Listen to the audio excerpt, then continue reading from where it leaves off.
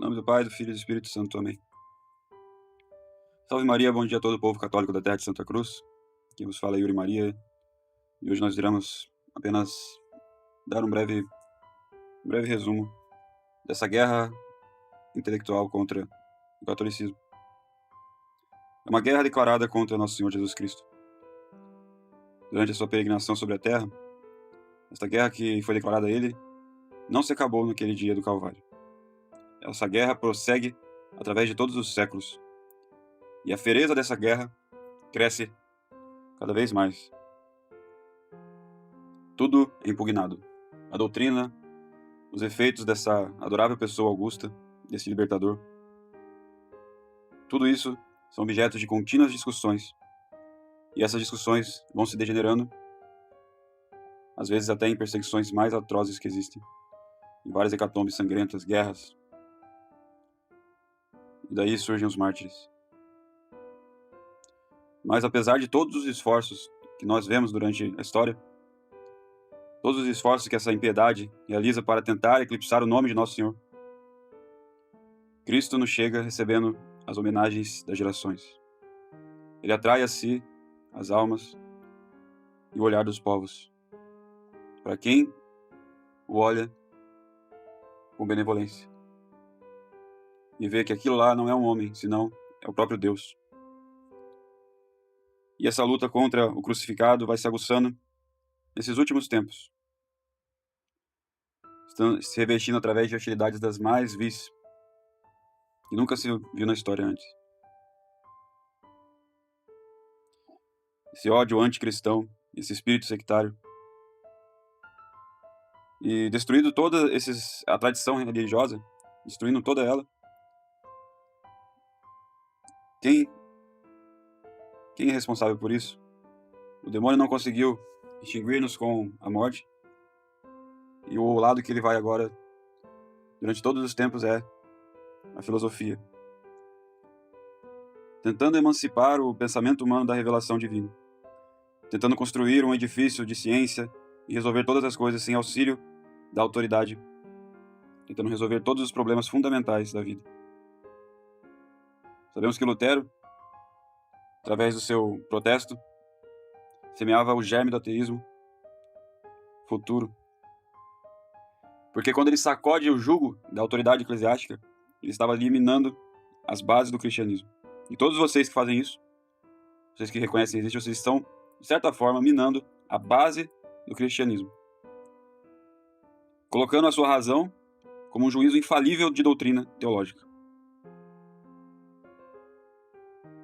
E assim a interpretação das coisas vira não o juízo da igreja ou o juízo do Papa, mas sim um juízo individual. E isso desaparece totalmente na ordem sobrenatural das coisas. Porque a ordem certa é subordinar a razão à Santa Amada Igreja. Mas quem que se subordina a razão a si mesmo equivale a negar a ordem sobrenatural. Equivale a deixar a razão às desordens da liberdade.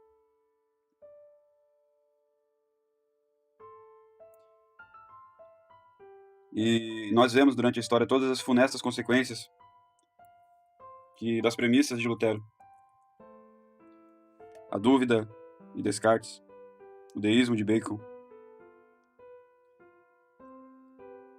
São as tendências que vieram desse heresiarca alemão. Então, nós vemos durante a história a deificação da razão independente. A razão independente se torna um Deus. E Kant, dando a origem de uma revolução transcendental, que hoje nós vemos os resultados fatais disso. A gente sentiu isso do que foi esse tempo aí de peste. Que todas as lógicas, reduzindo a simples lógica a objeto de nosso conhecimento, sem admitir a realidade do mundo, de outro mundo, do mundo sobrenatural, do mundo transcendental. Tudo material, tudo virou matéria, sem espírito.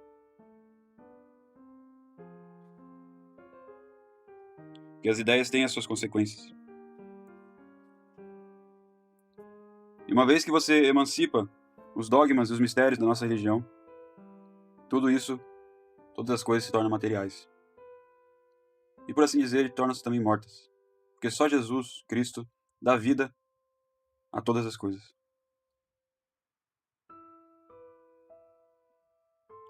Aquele filósofo Königsberg, dizendo que não existe outra religião senão a natural, que a revelação sobrenatural é uma ilusão engendrada pelos místicos num sentimento religioso apenas.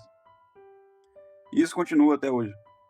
Inclusive, isso é um dos pensamentos da alta hierarquia dos conciliares, ou dos modernistas, racionalistas. E esses princípios que continham germes do racionalismo teológico, esses princípios de Descartes, Lutero, Bacon, Kant, isso aí invadiu as universidades e encheu de críticas vários críticos incansáveis. Cristo, então, às vezes se tornaria uma figura heróica de mitologia oriental, às vezes uma fantasia hebreia, às vezes uma invenção história da carochinha, como diziam alguns. Tudo para tirar o sobrenatural das coisas. Esses são os frutos daqueles que criticam do criticismo bíblico. E isso tudo foi condenado por vários pontífices. Vários. Foi uma luta ardente contra esse povo, contra esses filósofos. Então esse ambiente de incredulidade, de laboratórios e de universidades, não se limitava só às coisas das ideias. Ela queria invadir a realidade social, invadir o ensino, a literatura política, o governo das multidões populares.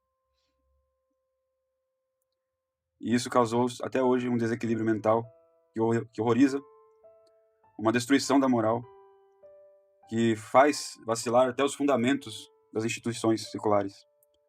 Hoje nós vemos cada coisa que a gente vê, isso aí é a coisa mais feia que eu já vi. Isso aí é antinatural. As coisas que nós vemos, políticas das mais esdrúxulas, das mais desvariadas. Os animais acima do homem, natureza, mudança de sexo, a destruição da família, tantas e tantas outras coisas antinaturais. Graças a esses pensadores.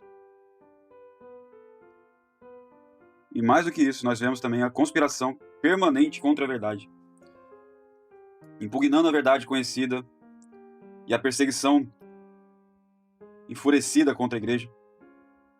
Uma luta de classes que produz na alma uma inquietude, um vazio que traz agitações e revoltas. Esse vazio que todos têm é o vazio de Deus, que não pode encher todos os bens da terra e que ameaça como um cataclismo supremo se essa sociedade não se arrepende e se essa sociedade não volta a Cristo, que é fonte da luz e da vida. Por isso, é necessário da gente sair em defesa do dogma cristão. E o terreno que nós devemos ir é o filosófico, primeiramente, e depois o social, e, claro, o mais importante, a reza, o espiritual. Combater esse livre pensamento. Que a gente vê hoje nesses meios RR, são livre pensamento. As pessoas não sabem mais que o pensamento delas elas não podem pensar diferente do que ensina a Santa Madre Igreja.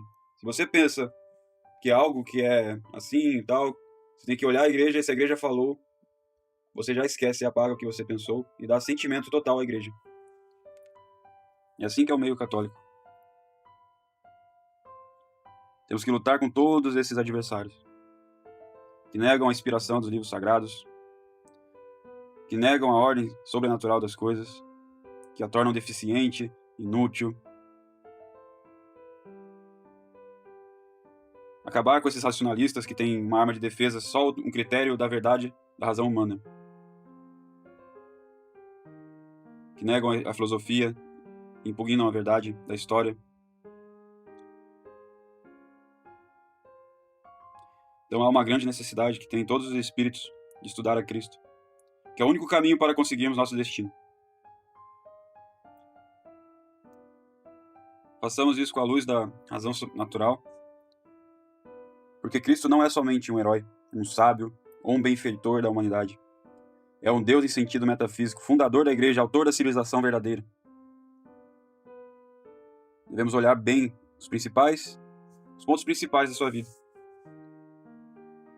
As relações íntimas que o ligam com o homem, a influência exercida na história pela sua doutrina e virtudes admiráveis, que precedem sempre dos textos inspirados, de argumentações dogmáticas, que se parecem mais às vezes como testemunho da Sagrada Escritura, que impõe uma autoridade firme, reta, correta, se não divina.